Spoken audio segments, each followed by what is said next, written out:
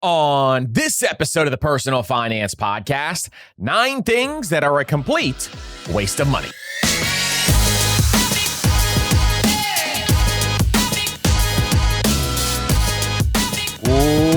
What's up, everybody, and welcome to the Personal Finance Podcast. I'm your host, Andrew, founder of MasterMoney.co, and today on the Personal Finance Podcast, we're going to be talking about 9 things that I think are a complete waste of money. If you guys have any questions, make sure you join the Master Money newsletter by going to MasterMoney.co/newsletter, and don't forget to follow us on Spotify, Apple Podcasts, YouTube, or whatever podcast player you love listening to this podcast on. And if you want to help out the show, consider leaving a 5-star rating and review on Apple Podcasts, Spotify, or your favorite podcast player. Now, today, we're going to be diving into 9 things that are a complete waste of money. And what you're going to notice from this list is this is a list of things that I have purchased in the past, and I have done this. I have experience in buying these different things. And for most of these things on this list, a lot of them are going to come down to your money psychology. This is going to be an area where maybe for years or decades, people have been telling you, this is something you should buy, or this is something you should put your money towards, or this is something you should strive for. But instead, a lot of this stuff I have felt are not as worth it as maybe spending your money on other things. And so you're going to see today that I'm going to talk through some of my experience with these different items or with these different things. And so today, you're going to see me talking through some of my experience with these different areas. And really, a lot of these can lead to a path that is less happy. Now, some of these are stigma. Some of these may challenge what you truly believe. And so this is something where, again, this is my opinion, but I'm going to give you the pros and cons to each and every single one of these things, and then we can dive in deeper. So I am pumped for this episode. I am excited to get into it. So without further ado, let's get into it. So you just realized your business needed to hire someone yesterday. So how do you find amazing candidates fast? It's easy. You just use Indeed. When it comes to hiring, Indeed is all you need. Stop struggling to get your job post seen on other job sites. Indeed's sponsored jobs help you stand out and hire fast. Your post jumps to the top of the page for the most relevant candidates, so you reach the right people faster. And it makes a huge difference. According to Indeed data, sponsored jobs posted directly on Indeed get 45% more applications than non-sponsored jobs. There are no monthly subscriptions, no long-term contracts, and you only pay for results. In fact, while I've been reading this ad, 23 hires were made on Indeed worldwide. There's no need to wait any longer. Speed up your hiring right now with Indeed. And listeners of this show will get a $75 sponsored job credit to boost your post visibility at Indeed.com/personalfinance. Just go to Indeed.com/personalfinance and support this show by letting them know you heard it here. Terms and conditions apply. Hiring, Indeed is all you need. So you've heard me talk about Built as the loyalty program that allows you to earn points on rent wherever you live. And they just leveled up even more. As of 2026, homeowners can also earn up to 1.25x points on their mortgage payments. This is thanks to Built's 3 new credit cards, the Palladium card, the Obsidian card, and the Blue card. All 3 can turn your housing payments, rent, or mortgage into flexible rewards. So you can choose the card that fits your lifestyle without missing out on points and exclusive benefits. And Built points, they can be redeemed at top airlines and hotels, Amazon.com purchases, future rent payments, and more. And Built points have also been ranked by top publications as the industry's most valuable point currency. Your housing payment is already your biggest expense. Make it your most rewarding. Find the card that fits your lifestyle and apply today at joinbuilt.com/PFP. That's JOINBILT.com/PFP. And make sure to use our URL so they know we sent you. Terms and limitations apply, subject to approval and eligibility. Built cards are issued by Column NA, member FDIC, pursuant to license from MasterCard International Incorporated. All right, let's dive into number 1.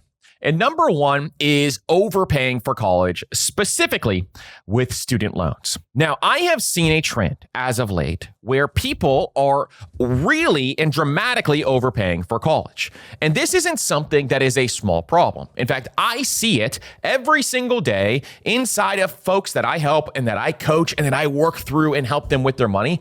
I see student loan debt is the reason why they have a crippled budget, meaning they cannot take extra dollars and put them towards wealth building because they have so much lined up in student debt.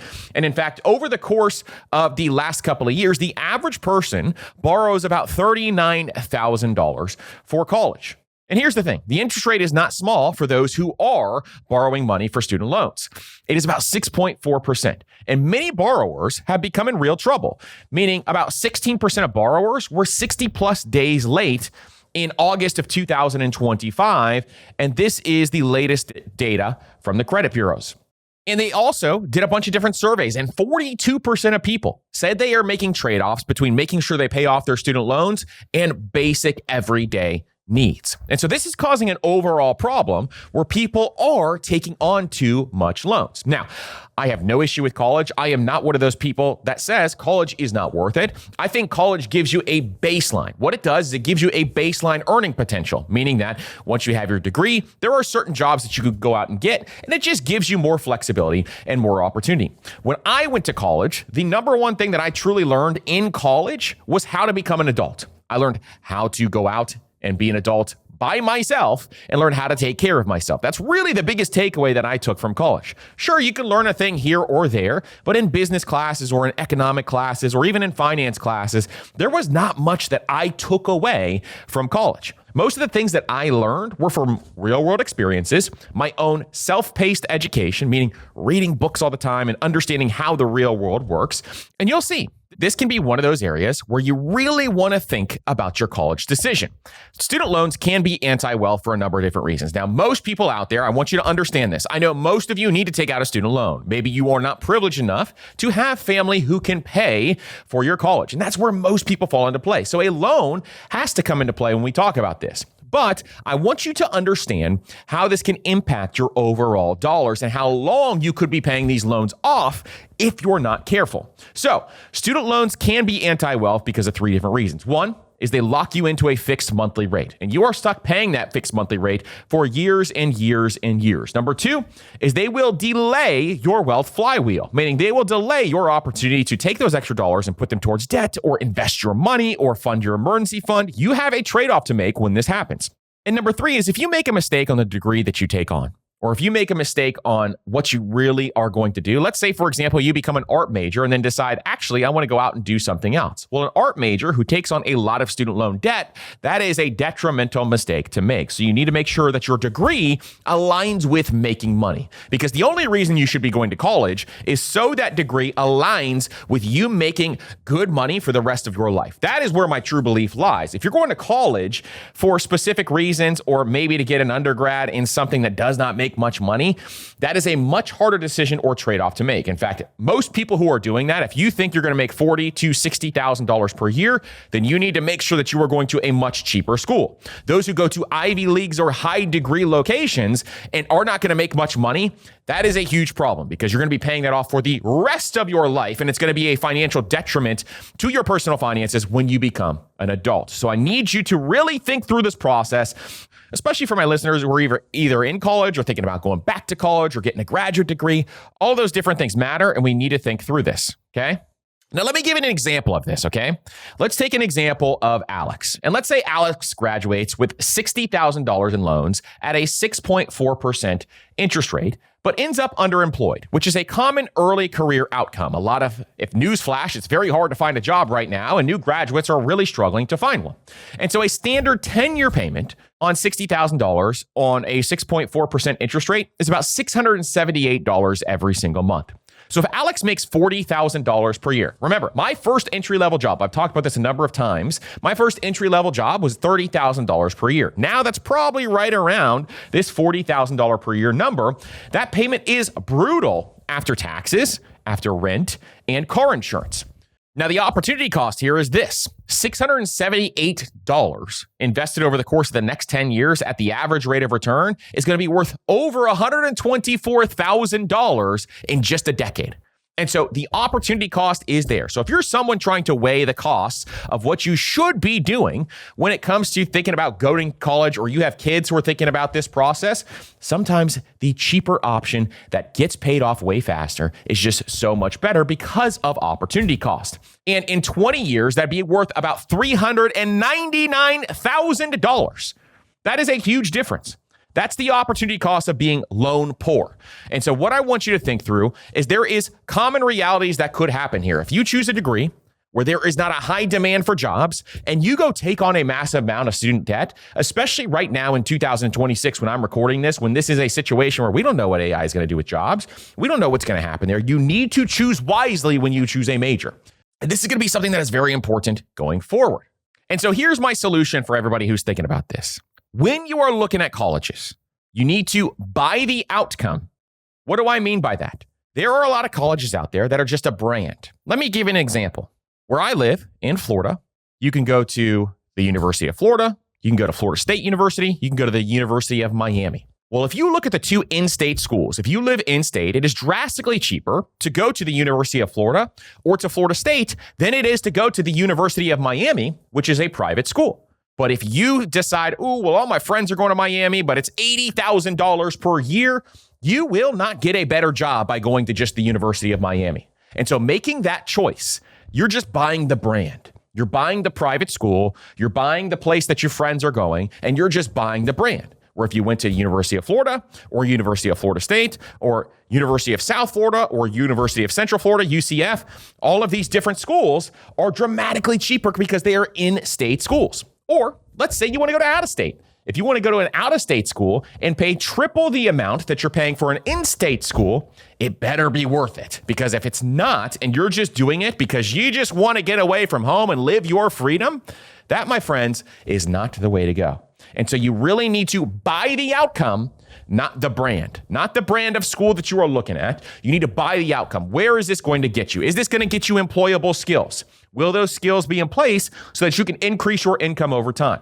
Is this a credential the market actually pays for? If it's an art degree, does the market actually pay for that art degree? If you're a history buff and you want to go to school for history, does the market actually pay for that? Or should you go get a degree that actually will pay more? And then if you want to go back and be a history teacher, then you can go and look into that. And is this at a price that still allows you to build wealth? Meaning that if you are paying $80,000 per year for college, it better be paying you back big time. All my med school folks, all my law school folks, again, we want to make sure that it's paying us back. And really, we do not want to get trapped. So number one, if you're thinking through this process and you're thinking through college or you're trying to teach this to your kids, one of the things that I would say is you need to pick the career target first. So reverse engineer the cheapest possible path because you need to understand the implications of taking on this debt, especially at these current interest rates. You need to understand what is going to happen here. Number two is you need to cap the total borrowing that you're willing to allow. See, what most people do is they go to college. And when they get into college, they're like, well, I could spend a little more on better housing, but that better housing is going to cost you a 6% interest rate over the course of the next 15 years. Then maybe that's not the solution. Maybe you want to live in the dorm the first year because that's a cheaper solution. But you want to make sure that you are thinking through and capping borrowing. I saw way too many people in college that would just continue to take out student loans because they had no budget in place. And by the end, they were going to an in-state school and spending, $50,000, $60,000, $70,000 just from borrowing too much. Over borrowing and becoming over leveraged in college because it feels like it's free money to people is the worst decision that you can make. Number three is I highly recommend people consider the 2+2 strategy. The 2+2 strategy is that you do 2 years at a community college locally. It's going to reduce your cost dramatically because you have 2 years less of costs living at home and you go to a local community college. Or if you want to go to a community college away from home, that is completely fine, but the costs will be dramatically reduced. Then you transfer to the big state university. And when you do that, you will dramatically lower your costs and the amount of student loans that you have to take out. This is a really powerful way to make sure that you are going towards the major that you actually want. How many people actually change their majors within the first 2 years? It's a lot. And so really you are doing that on a dime that is much less than would be if you were at college the first 2 years. Now, scholarships are huge. If you can get a scholarship somewhere or do some of those things, that's fantastic. But the 2+2 strategy is just a great way to reduce your debt. Number 4, choose the school by net price, not the sticker price. What do I mean by this? So let's look at grants. What kind of aid is available for you? What kind of living costs are in that specific town? Because if you're going to school, again, let's use Miami as an example. If you're going to school in the middle of Miami real estate or to rent housing in Miami is significantly more expensive than Gainesville, where the University of Florida is, or Tallahassee, where the Florida State University is. And so again, the costs just go up more and more and more when you look at this kind of stuff. So is that a big, big difference? Because living costs can matter more than tuition can overall. Most of you, if you're going to school in the big city, my wife went to school in New York City. Her costs were dramatically higher than most people I know because she had to live in an apartment in the middle of Hell's Kitchen in Manhattan. And so this is something where when you look at this, you will see costs are going to dramatically matter. Number 5 is to finish fast. Way too many people slow roll their college years. And I know they're fun. They're some of the most fun years that you will ever have. I cherish my years in college. They are just amazing times where you build friendships, and there's some amazing things that happen there. But also, understanding that last semester that you're in college, you're kind of over it by that point in time. You're ready to move on. You're ready to get out and about and be part of the real world. And a lot of times you want to go out and make some real money. You're tired of being poor. At least that's the way I was. Maybe I'm just crazy like that. But I wanted to get out and I was ready to go. I was ready to move on and get the ball rolling. And so for most people out there, finish as fast as you possibly can. If you can take on an extra class each semester, it can reduce your overall need to go at an additional semester where you have all those living expenses for that additional semester, where you're having to take on an additional loan of, let's say, 5, 7, 10 grand, whatever it ends up being. And so this is just another thing that you want to think through. And number 6 is to avoid private loans if you can. So private loans are a lot less likely where you're going to have flexibility, or you're not going to have the ability to kind of figure out some of these great government plans that do come out every single year. You're not going to be able to have that flexibility. So with a private loan, those are going to be the loans that I would try to take out last. I would try to take out the in-state or the government loans first, and then the private loans would be last. And then last thing I would say is if you do choose a lower ROI major, if you become an art history major, and sorry, I'm knocking on you art majors out there right now, but the ROI is just low. That's the data. That's the math. Or if you become a major that just doesn't have a high ROI, pair it with a paid skill plan. What I mean by that is pair it with like minor certifications for your portfolio that can help you earn more, or internships that can help you earn more, or a job pipeline before graduation. Why? Because your major doesn't always matter anymore. What does matter, though, is some of your experience or some of the skills that you have in place. And if you can market those skills, and you really want to major in art, but you want to market those skills and put those two things together, you will still be able to get jobs. My sister has a master's degree in some sort of art major that she got, and she works on Wall Street. And so the difference there is that she figured out a way to master some skills, master communication, and she built a network that really matters. And so this is something I think that a lot of people out there just need to understand, is you can make these marketable skills and you can pair it together. And I've seen this happen over and over again. If you really want to major in those different things, then you have to make sure that you have marketable skills paired with that. Now, for the people who are stuck in debt, or if you are stuck in debt, getting a debt repayment plan set up, or just thinking about how you're going to repay that, is very, very important. The cool thing about Master Money Academy is that when you join Master Money Academy, by the way, we have this little spreadsheet that we give people where we will give you a debt payoff plan. So you send it to me. I go in there and I record a Loom video and tell you, hey, here's exactly how I would pay this off step by step. And here's the exact loans I would pay off in order. And so we do that for you in Master Money Academy. So again, if you're interested in Master Money Academy, we'll link it up down below. Let's get on to number 2. So number 1 is overpaying for college. And again, I don't want anybody overpaying for college. That is the big key. You really need to think through that process. If not, and if you want us to do an entire episode and a deep dive on really how to think through this stuff, let me know on any of these points in this episode. But number 1 is thinking through college. Number 2 is, we're going to go in a different direction here, is fast food and ultra processed meals.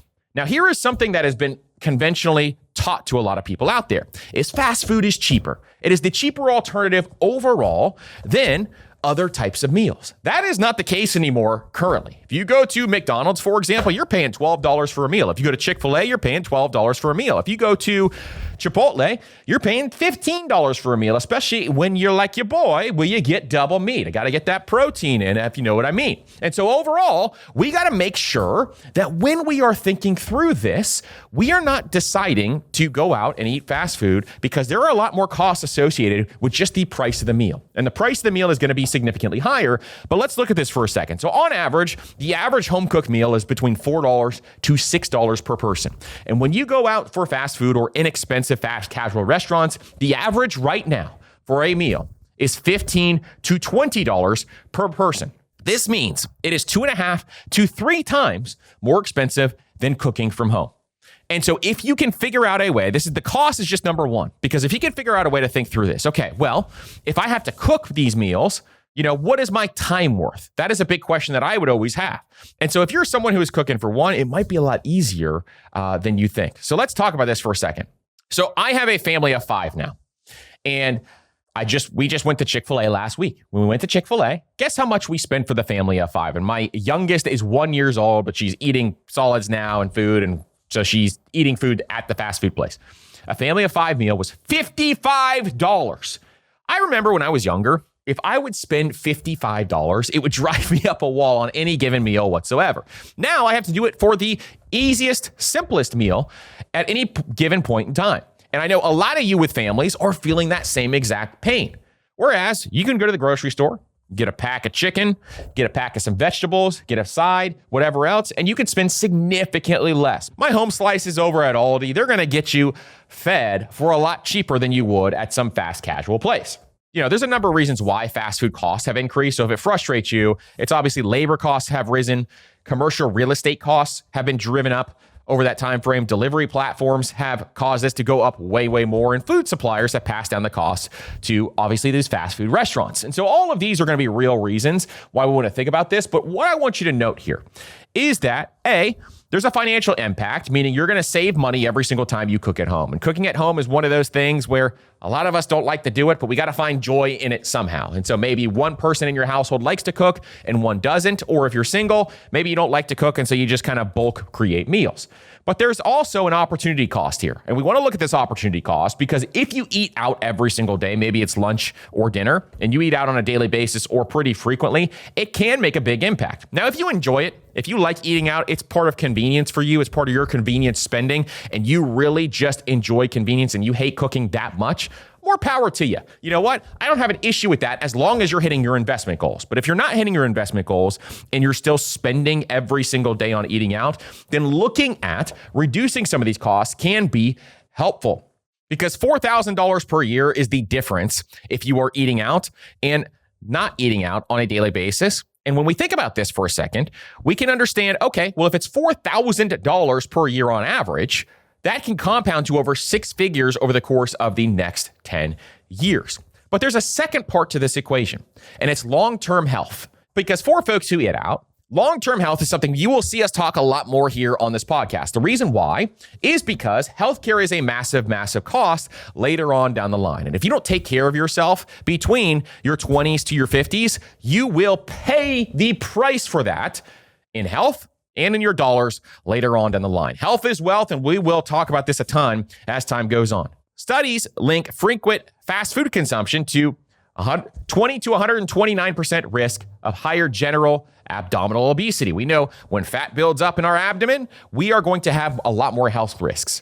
There is a 68% higher risk of type 2 diabetes and a 85% higher risk of metabolic syndrome. So these are things that you just want to think through, because long term, you will pay for these if you are not careful with some of this stuff. And so I really, really think that cooking at home is financially superior in both your health and your wealth. And those two things are going to make a big impact. Now, sure, how many times a week do I eat out? Probably 2 to 3, sometimes even 4 times a week, depending on what is going on during that week. When I was younger in my 20s and I was trying to get by every single month, I would never eat out. In fact, usually it'd be max twice every single month.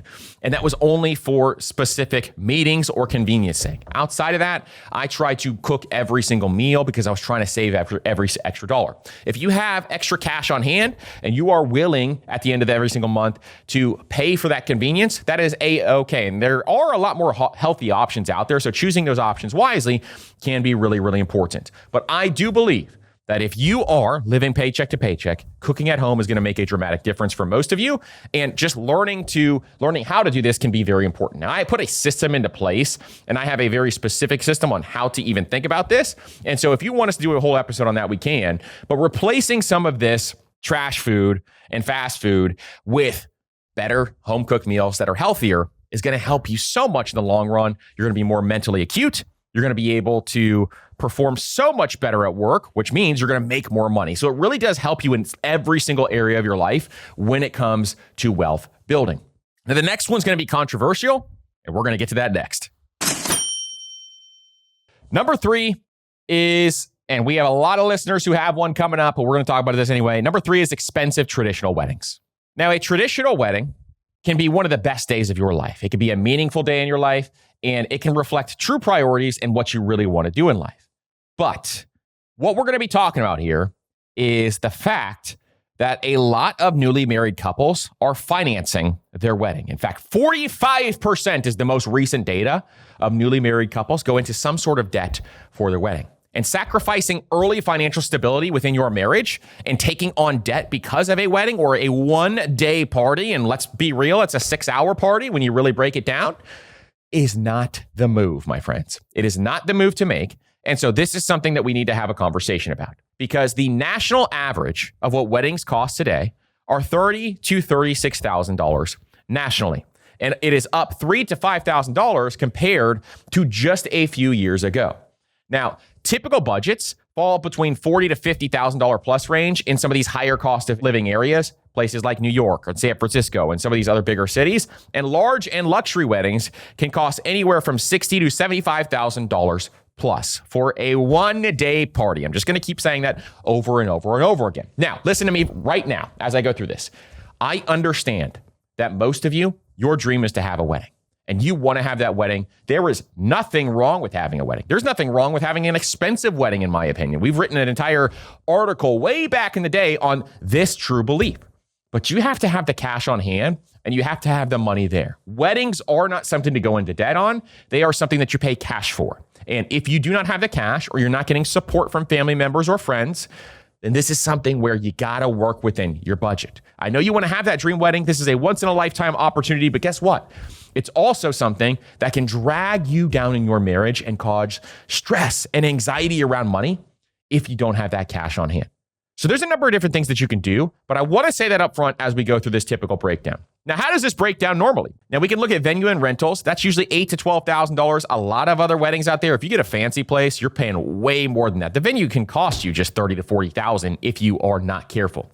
Catering and food is $6,000 to $10,000 on average currently right now. I just saw somebody, had a conversation with somebody the other day. They said the average catering that they are getting is $21,000. Bar and alcohol, that's obviously going to be a very costly thing. As $2,000 to $4,000 is the national average right now, but obviously that is getting skewed in a couple of different directions. Photography and video is $3,000 to $6,000. Music and DJ is $1,600 to $4,000. Suits and dress for $2,000 to $4,000. Planner and coordinator, if you hire one, can be $2,000 to $4,000. Invitations and stationery, that's a cost that you have to bake in, is $1,000 plus. You have cake and dessert, can usually be around $1,000, and then transportation is another $1,000. Now, these averages, as I look at these, I think back to my wedding, they're lower than probably every single area in my wedding. And so this is something that I think most people need to understand, that what's the key driver here? The key driver is your guest count. So number one, if you're trying to save money with a wedding, you can reduce your guest count in order to save in a lot of these different areas, because reducing a guest list from 200 to 100 can save you tens of thousands of dollars just by making that one move. Now, the hard part is, one side of the family wants all these people to come. The other side of the family wants all these people to come. And a lot of times this gets out of hand, where usually the bride and groom look around their wedding and they're like, a lot of these people here, I don't even care about. And so this is something where establishing maybe some of those guidelines up front can help you with your wallet. And if they want to bring extra people, they can pay for them. That's the way that we're going to think about this. Now, how many couples go into debt over a wedding? Right now, the average is 30 to 45% of couples take on wedding-related debt. And the most common sources are credit cards, personal loans, and borrowing from family. Those three categories are all three the most dangerous ways to borrow money. And really, overall, I want you to avoid this at all costs. The average wedding-related debt falls between $10,000 to $20,000 on average. And this is something that you really, really need to make sure that you are avoiding. You got to pay cash for weddings. That is our rule. I don't care if you pay $50,000 for a wedding, but it's got to be in cash. You want your day to be that special, or you want your day to have all that stuff going on, that is completely fine, but you got to pay in cash. You have to plan for it, and you have to have the cash available. Because I want you to think about this total cost. Just over the course of a decade, a $35,000 wedding can be worth over six figures if you invest those dollars. Or if you put this and get it ready for a housing down payment, you are going to be much better off than most people out there with your housing down payment. Or you can have a fully funded emergency fund or be investing these dollars. Now, a lot of you out there are like, but this is a one-time thing. This is a one-time experience. I only get this once. I get it, but I'm just showing you the trade-offs that you have in place. And really, overall, most people are taking on way too much debt when it comes to weddings. Now, when I think about back to my wedding, and I think about, one of the best days of my life in terms of marrying my wife, my forever partner. I love her more than anything in the world. And this is one of those things that I think for a lot of folks, you think back and I say to myself, was it worth the multiple tens of thousands of dollars that we spent on our wedding? And I'm going to get real with you guys here. And she doesn't know that I think this, but we're going to say it here anyways. I don't think it was worth the amount of money that we spent. And I think there was things that we could do to reduce some of those costs that would have made the day just as special and really overall something that we could have spent less on. Now, I'll get real. We spent probably around $30,000 on our wedding. Now, this was over a decade ago. And still, even at that point in time, that was on average in my specific area, kind of what you had to spend unless you wanted to reduce the guest list. We have a big family on each side. Her side is Greek. My side is Italian. And so combining those two families together is increasingly difficult with that guest list. If you've ever seen the movie, My Big Fat Greek Wedding, that was literally my wedding, literally step by step. And we had it in a Greek church. We did the whole thing. And so step by step, that's literally what it was like. Windex and all. And so this is something where I just think that when I think back on this, just telling you someone from experience, I think there were things that we could shift or things that we could change that would make the day just as special, but we didn't have to spend so much. And so there's so many cool things about just thinking back on that wedding day and just having that experience. But there's a lot of things I would change. And if I was doing it today, I'm much more mature and much older now today. And if I was getting married today, there's a lot more different things that I would have done. All right, number 4. Let's get into this. Is alcohol and shots. So a single shot at the bar is commonly $6 to $12, and multiple shots a night can cost you anywhere from $30 to $60. And alcohol and shots have one of the highest markups in the entire country with food and beverage. And so this is something where there is really almost minimal benefit to you having multiple drinks or shots out and about. Now, let me say this really clear. Alcohol is not something I completely abstain from. I have reduced intake of alcohol dramatically because I focus a lot more on my health as of late. But alcohol is not something I abstain from whatsoever. So this is something that I think for a lot of people out there, you need to understand some of the drawbacks to alcohol, which there are a lot, including health risks. Even, just a few drinks is going to be something that is detrimental to your health. But number 2 is that alcohol is very costly and very expensive, where you're probably spending, if you're a weekend drinker or something like that, and you drink regularly, you're probably spending $100+ per month just on alcohol alone. And if you're drinking out, it's going to be a lot more than that. But 3, there's not a lot of benefits to productivity, and it actually hurts your productivity the next day. For me specifically, I've noticed now that I'm older, when you hit your 30s, you realize, oh shoot, this is going to hit me for the next couple of days just from having like 1 to 2 drinks. And so it's one of those areas where I just don't see a lot of benefits anymore for me. When I was younger, though, it's a social lubricant. It is something where it helps, everybody in the group loosen up. There's a lot of, great ways to utilize it that are positive. But overusing it can be a really huge detriment to most people. And so I think this is something where it's going to disrupt your sleep. It's going to increase dehydration. There's, you can just go down the list. Everybody knows the risks with alcohol. Everybody understands this. And I think if you are someone who is looking to this year reduce your alcohol intake or just eliminate it whatsoever, luckily, a lot of folks are now eliminating alcohol, which I think is a great trend overall. But when this happens, and when you see this happen more and more, if you are someone who's like, yeah, I drink a little too much, I need to reduce the amount of drinking that I'm doing, I think it can help you dramatically long term. It's going to help you in your career. It's going to help you in your relationships. It's going to help you just have more energy. And that's the overall key. And so what I would say is if you are looking to reduce this over the course of the next couple of months, just take a month off and see how you feel. After that 1 month, just commit to 1 month. And if you could take an entire month off and see how you feel, if you feel amazing, then maybe you just do these bouts or stretches of time where you're not drinking at all.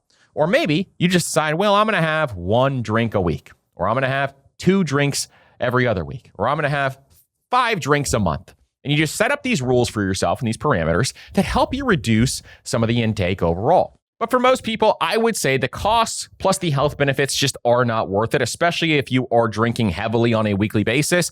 You need to reduce that over time. I would highly recommend you reduce that over time. It's going to change your life forever if you do it. So that is something that I'm just going to throw out there. I'm not going to spend a ton of time on that because most of us know how detrimental alcohol is for our long-term health.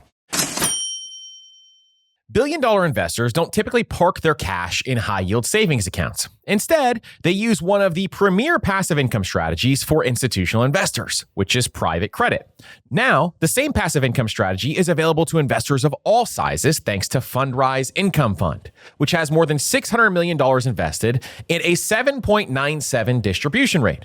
With traditional savings yields falling, it's no wonder private credit has grown to be a $1 trillion asset class in the last few years. So visit fundrise.com/PFP to invest in the Fundrise Income Fund in just minutes. The fund's total return in 2025 was 8%, and the average annual total return since inception is 7.8%. Past performance does not guarantee future results. Current distribution rate as of 12/31/2025. Carefully consider the investment material before investing, including objectives, risks, charges, and expenses.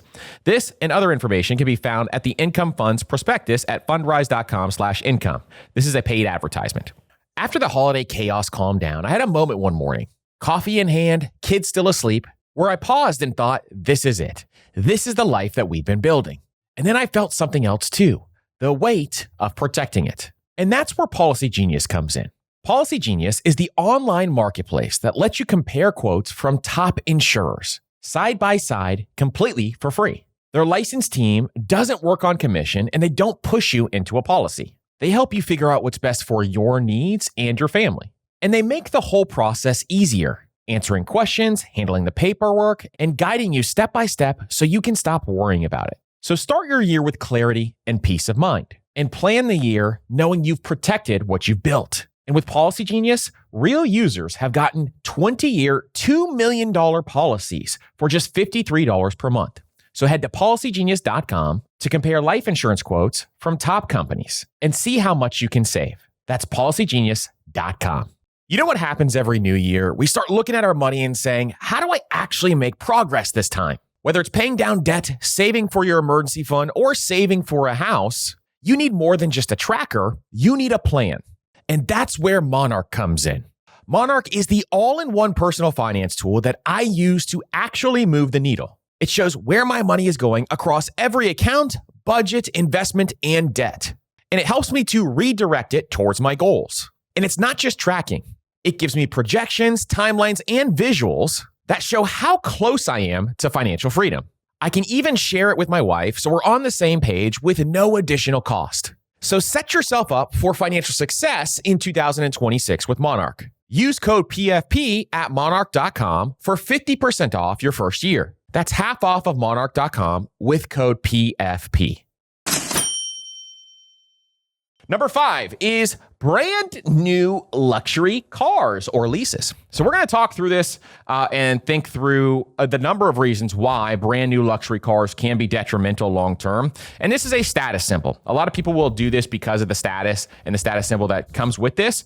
But let's just talk about this. New vehicles depreciate 20 to 30% in the first year of ownership. And so when you are looking at this, some luxury vehicles I have seen as of late depreciating even more than 30%, down 40%.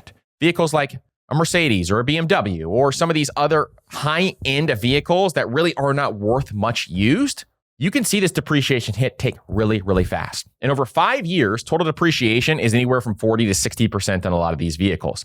And many luxury vehicles fall toward the worst end of these ranges, which is why, as someone who has owned a luxury vehicle in the past, which will not ever do again, this is something that is really, really important. So let's say, for example, you bought a $50,000 new luxury SUV. Now, today's time and age, that would be a small luxury SUV, and it is worth $34,000 after year one and $20,000 to $30,000 after 5 years. Well, over the course of driving that for 5 years, the depreciation hint is $20,000 to $30,000 is what you spent in depreciation alone. That's before fuel, insurance, and maintenance. But luxury vehicles depreciate more for a number of different reasons. If you don't know this, there is rapid feature turnover. So a lot of luxury automakers are going to change the features, change the tech inside these vehicles, and so it feels outdated to the folks that can afford these vehicles. But number two is there is a high supply of off-lease vehicles. A lot of folks who have luxury vehicles, they go out and lease them. And all of a sudden, those leases get called, they return their leases, and boom, there is a huge supply of used vehicles out there. There is also a narrower used buyer market. So most people out there are not looking for a luxury vehicle. They're looking for your Toyotas, your Fords, your Hondas, your Chevys. That's what they're looking for. They're not looking for used luxury vehicles. Typically, a lot of the folks who buy luxury vehicles are the ones that want to be balling out and they want the brand new vehicle.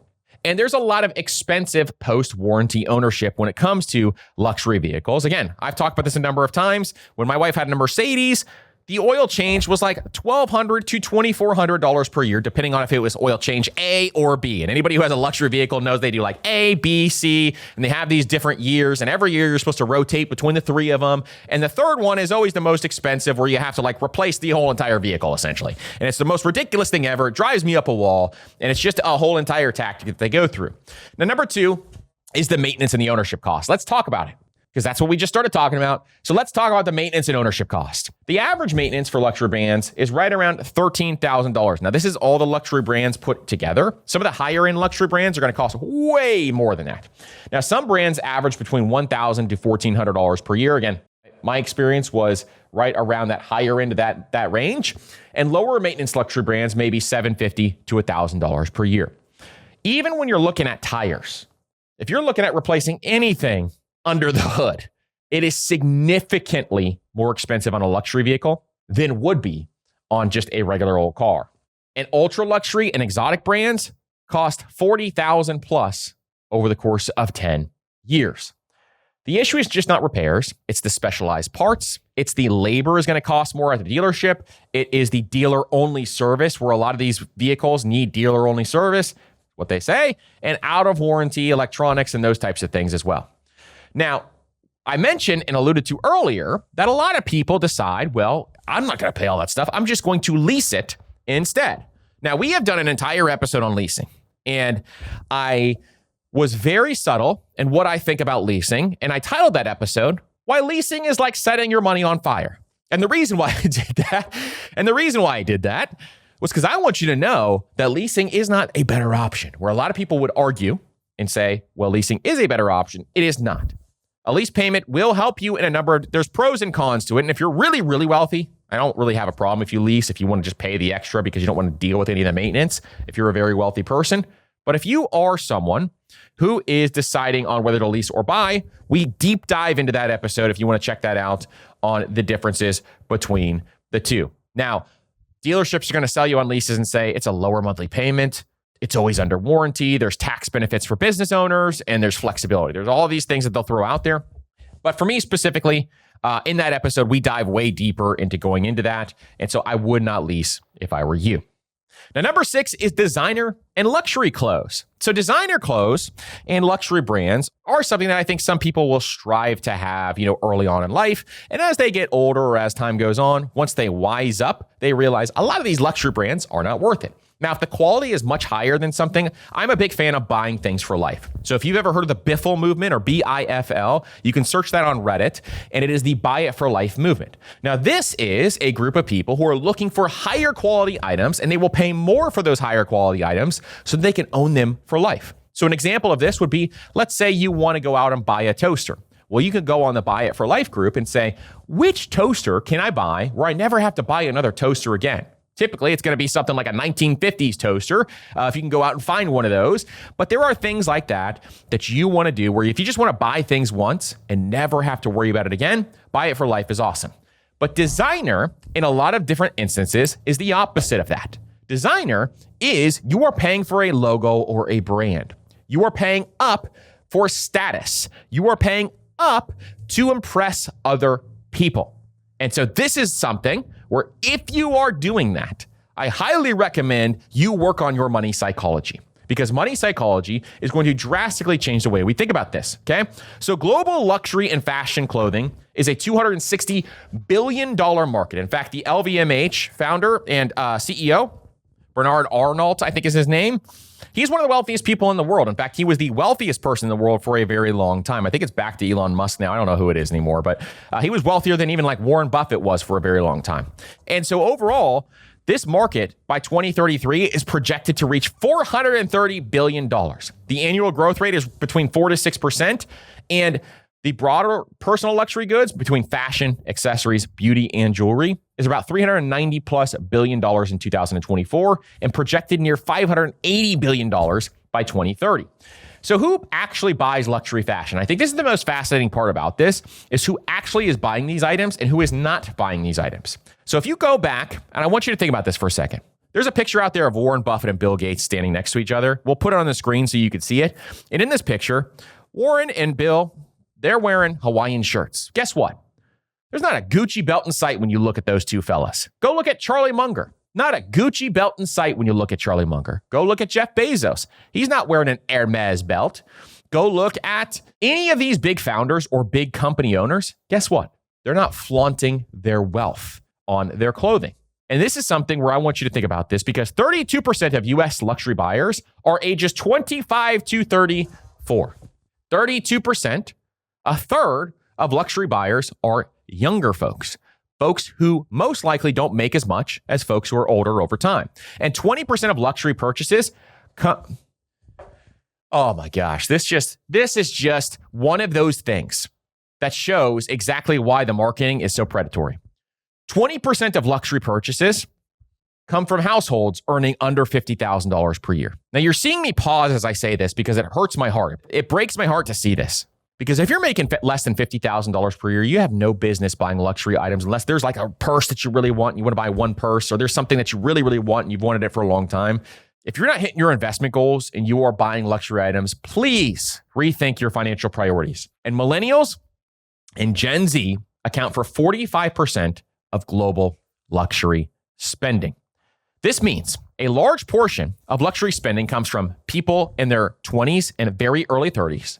People who make less than $50,000 per year, and people who are a millennial generation or Gen Z generation, which I think right now the millennials are what, 43 and below, 44 and below, somewhere around there. And so this is really, really hard for a lot of people to have to swallow. So luxury brands sell identity. They sell belonging. They sell the perceived ranking of individuals out there, and they sell emotional reinsurance for a lot of people. Most people are consuming this to signal they have class, they have taste, and this is exactly the way that you should be perceiving me.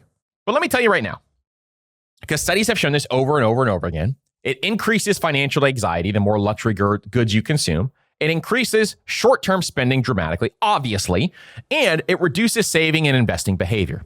And so for most people out there who are not saving enough for retirement, but they are buying luxury goods, it's just no. Do not do it. It is an overall dumb thing to do. Now, if you enjoy a nice designer sweater, or if you enjoy a great designer handbag, or if you want and you are really into watches and you want to buy a fancy luxury watch, I honestly have zero problem with that as long as you plan for it. If you put a bucket into your high yield savings account and you are saving for that specific item fantastic. That is absolutely amazing. My wife has a couple of designer handbags. They're not like the fancy $10,000 ones or anything like that. They are, some of the lower level handbags. But when she wants one, I will start to save for it. I'll start to set up a category and start to save for it. And I'll get it for her for Christmas or anniversary or whatever the other occasion is. But it is not something that I am going to go out and just frivolously just spend on random luxury goods. Warren Buffett said it best. Price is what you pay and value is what you get. And I want you to remember that with every single purchase you ever make. I want you to remember that with every single investment you ever make, because price is what you pay and value is what you get. Consumerism is a crazy thing. It's a crazy drug that a lot of people will fall prey to. And a lot of people fall prey to this early in life, where they will be buying specific things just to look different to everyone else, just to have that status, just to feel like they are above people who do not have this specific item.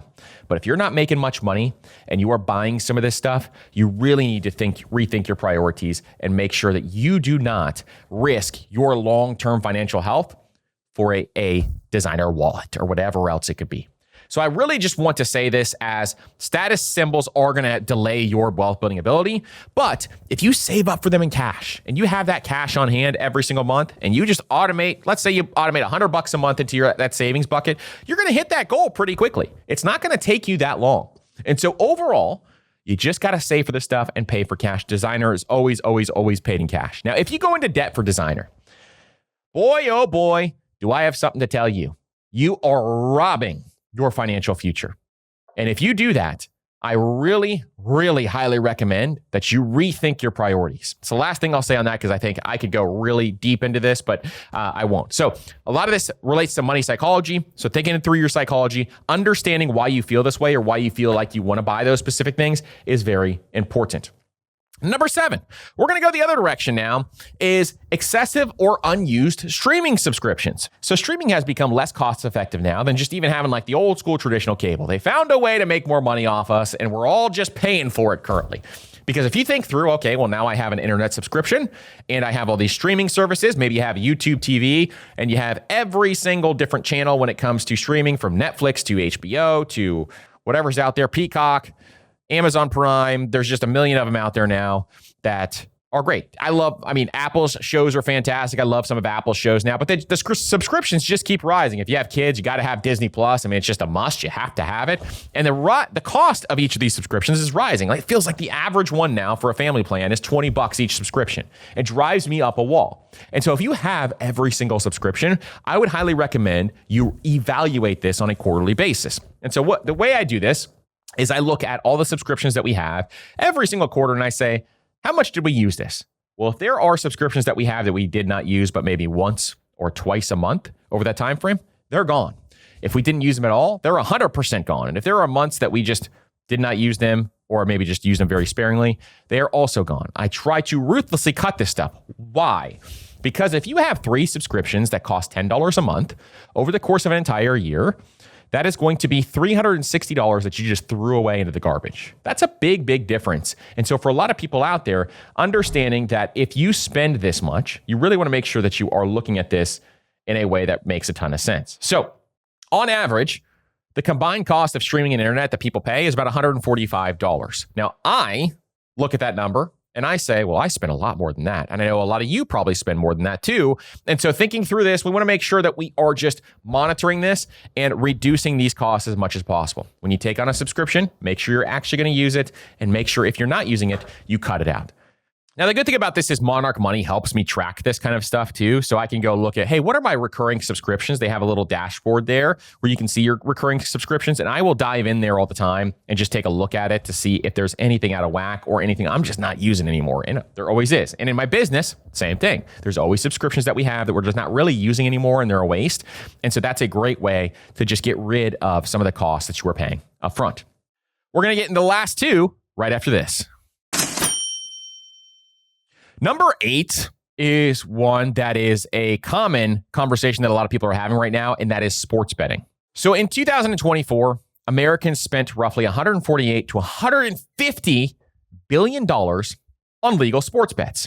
And the sports books kept about $13.7 to $14.2 billion after paying out winners. That implies a 9 to 9.5% national hold rate overall. Now, sports betting is becoming something that is harmless if you have rules in place and you have set parameters where you're not going over a specific amount and you can afford it and you're hitting your investment goals, but it is not healthy for most people. And I see a lot of people out there, friends that I have, who are spending money on sports betting who are foregoing investing. And if you are someone who is doing that, if you think sports betting is an investment, I'm here to tell you right now, you are making the wrong move. Sports betting is not an investment. An investment is something that will help produce and create an income for your family for your entire life. Assets go up in value and liabilities go down in value. And for those of you out there who are utilizing sports betting as some sort of misconstrued way to invest for your future, you are making a huge, massive mistake. Now, here's why almost every single person loses when it comes to sports betting. Estimates consistently show that 90 to 95% of bettors lose money long-term. 95% of people lose money long-term. Why do you think you're going to be any different? Are you in the sports book and looking at every single edge and looking at the weather and looking at every different thing that's happening right now? Or are you just throwing out what you think for the day? Because if that's the case, most of these losses are driven by the embedded odds. If you ever heard the term Vegas always wins, Vegas is a lot smarter than even a lot of people on Wall Street, to be honest. And so overall, you can see that the sports books are using real-time data and advanced analytics. They're adjusting limits to ban winners, and they are letting losers continue betting without friction. So what's happening is this becomes an addiction. So sports bettors are experiencing gambling problems at 2 times the rate of other gamblers. And about 30% of online sports bettors show some level of problem gambling. 30% show some level of problem gambling. Roughly 16% meet disordered gambling thresholds and 13% at an elevated risk. Now, here's the thing I want you to know is a lot of people will bet with credit cards or personal loans. I have seen this happen before. People will chase their losses, meaning that if you lose money, all of a sudden they're trying to go get that money back, which means they get deeper and deeper into the hole. Or they will raid their savings because they truly believe in some bet. That bet loses. It is all gone in one fell swoop. Or they missed bills, or they'll stall investing just because they want to make sure that they get their bets in. This is something that is a big, big problem. And the bigger problem that's coming into play is something called the prediction market. Now, if you haven't heard of prediction markets before, guess what? This is just another way to speculate and gamble on different things. So there's companies like Kalashi. There are companies like Robinhood that are out there right now that all of a sudden the place that's supposed to help you with your finances and the place that's supposed to help you investing is now allowing you to gamble on sports. Do you see the problem with that? And so right now, Robinhood, you can go and do what they call a prediction on sports, which is just betting on different sports. And so overall, this is something that I think it blurs the line between investing and speculation and gambling. And it's a huge, huge concern overall because so many companies are jumping into this market. Why are they jumping into this market? Because it is so crazy profitable. And so you really have to think through, well, how am I going to consider this? I am not someone who does not gamble. I am not someone who does not enjoy throwing out $10 on a game when it comes to a Sunday football game, okay? I will do it. Why? Because sometimes it's just fun.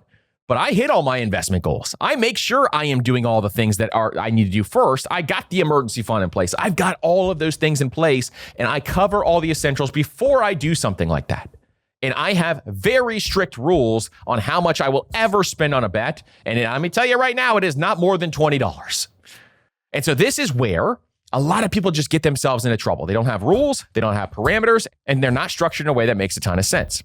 And so if you follow those rules, if you keep your bets structured in a way that you can afford, and you say, hey, I'm not going to spend more than $25 in a given month on this, or I'm not going to spend more than whatever your rules or parameters are, and you stay within those rules and you stay disciplined, I don't see a problem with it. But if it becomes a problem and you realize you get emotional, your emotions flutter up and they bubble up and you want to gamble more and more and more every single time you do this, and wins are just ultimate highs and losses are ultimate lows, that's a problem. And so you want to make sure that you are looking and checking your emotions when you do this. We will probably have an entire episode diving deep into this, talking about the parameters, talking about some of the problems with this and how to think through this, because I think it's an increasing problem that could get worse and worse as time goes on. Number 9 is diamonds and high-priced jewelry.